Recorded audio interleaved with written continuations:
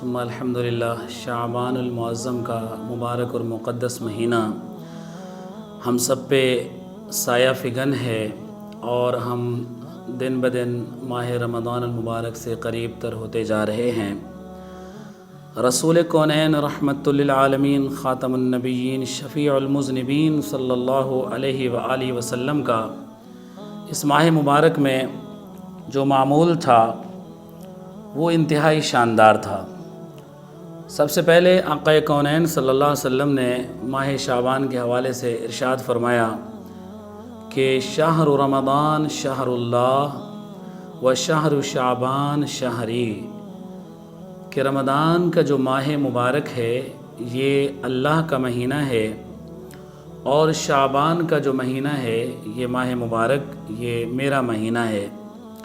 پھر فرمایا شعبان المطہر و رمضان المکفر، کہ شعبان وہ گناہوں سے پاک کرنے والا ہے اور جو رمضان ہے وہ گناہوں کو ختم کرنے والا مہینہ ہے۔ چنانچہ جیسے ہی رجب کا مہینہ شروع ہوتا تھا تو نبی پاک صلی اللہ علیہ وسلم یہ دعا مانگنا شروع کر دیتے تھے کہ اللہم بارک لنا فی رجب و شعبان و بلغنا رمضان، اے اللہ ہمارے لیے ماہ رجب اور شعبان میں برکت عطا فرما اور ہمیں ماہ رمضان تک پہنچا۔ ام المؤمنین حضرت عائشہ صدیقہ رضی اللہ تعالی عنہ فرماتی ہیں کان احب الشہور الی رسول اللہ علیہ السلام ان یصومہ شعبان ثم یصلہ برمضان، کہ تمام مہینوں میں شعبان کے روزے رکھنا رسول اللہ صلی اللہ علیہ وسلم کو سب سے زیادہ محبوب تھا۔ پھر اس کے بعد آپ علیہ السلام شعبان کے روزوں کو رمضان المبارک کے ساتھ ملا دیا کرتے تھے۔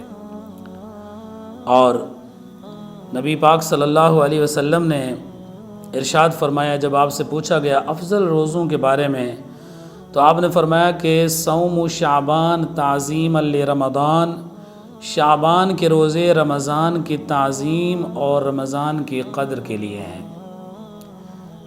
یعنی جو ماہ شعبان ہے اس میں جو روزے رکھے جاتے ہیں تو وہ در حقیقت رمضان کی تعظیم کے سبب سے ہیں۔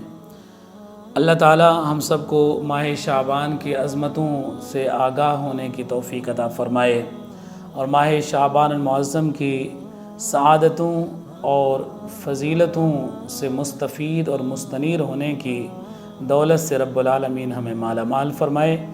آمین بجاہ النبی الامین وما علینا الا البلاغ المبین۔